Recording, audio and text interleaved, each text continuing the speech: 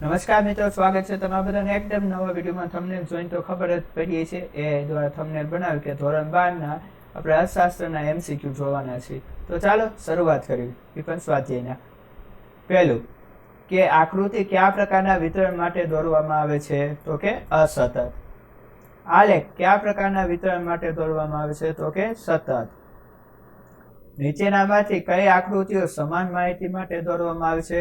તો કે સાદી સ્તંભ આકૃતિ, પાસ પાસેની સ્તંભ આકૃતિ. આજના સમયમાં ઇન્ટરનેટ માટે કયું વિધાન સાચું છે? તો કે અભ્યાસ માટેનું એક સાધન છે. આર્થિક માહિતી અંગેની ડેટા એટલે સીડી એટલે કે કોમ્પેક્ટ ડિસ્ક કોણ તૈયાર કરે છે? તો કે પ્રયોગશાળાઓ, સંશોધન કેન્દ્રો અને સરકાર વગેરે. અને એક વાત કહ્યું કે પ્રથમ પરીક્ષામાં 1 થી તે 5 પાઠ હશે, બરોબર? તમને ખબર છે 20 MCQ છે. મોટા ભાગે અર્થશાસ્ત્રમાં પાઠ્યપુસ્તકમાંથી વધુ પૂછાતું હોય છે. એટલે વિકાસ એક બહુપરિમાણીય પ્રક્રિયા છે. આ વિધાન કોણ રજૂ કરે છે? તો કે ટોન્ડેરો. કયો ખ્યાલ ગુણાત્મક છે? તો કે આર્થિક વિકાસ. 2024માં વિશ્વમાં માનવ વિકાસ આંકની દ્રષ્ટિએ ભારતનો ક્રમ કેટલામો હતો? તો કે 130. 2014માં માનવ વિકાસ અહેવાલ મુજબ ભારતની માથાદીઠ આવક કેટલા ડોલર હતી? તો કે $5,497. દેશના આર્થિક વિકાસમાં વધારો થવાથી ખેતી ક્ષેત્રનો ફાળો ઘટે છે. જીવનની ભૌતિક ગુણવત્તાનું આંકનું મહત્તમ મૂલ્ય કેટલું છે? તો કે 100. માનવ વિકાસના આંકનું મૂલ્ય કેટલું છે? તો કે 0 થી 1 વચ્ચે. આર્થિક વૃદ્ધિના પ્રશ્ન મુખ્યત્વે કેવા રાષ્ટ્રોના પ્રશ્ન સાથે સંકળાયેલ છે? તો કે વિકસિત.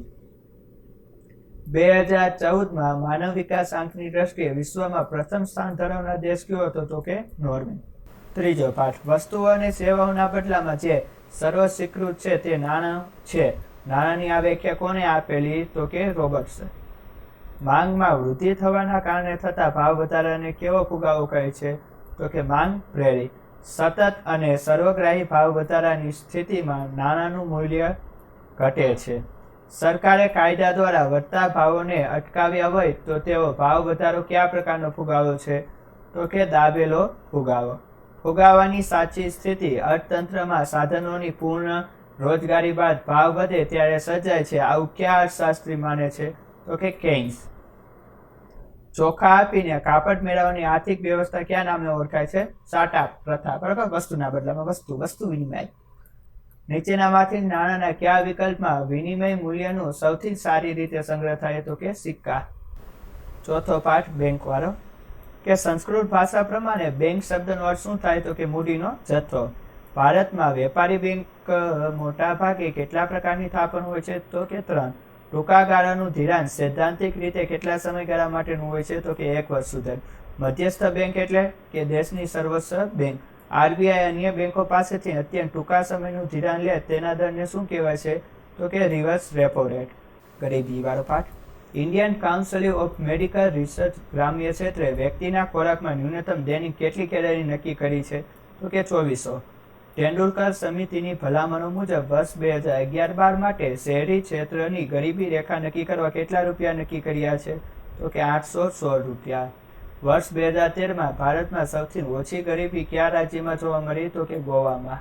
નાળિયેર પાણી પી પીને પૈસાદાર થઈ ગયા. વર્ષ 2011-12માં અંદાજો મુજબ 30 થી 40% ગરીબીની શ્રેણીમાં નીચેનામાંથી કયા રાજ્યોનો સમાવેશ થાય? તો કે ઓડિશા. ભારત વર્ષ 2014-16ના સમયગાળામાં કુપોષિત વ્યક્તિઓનું ટકાવારી પ્રમાણ કેટલું હતું? તો કે 15.2. તો મિત્રો, વિડીયો પસંદ આવે તો લાઈક કરો, ચેનલમાં નવા હોય તો સબસ્ક્રાઈબ કરો. ફરી મળશું નવા વિડીયોમાં. ત્યાં સુધી મને આપો રજા.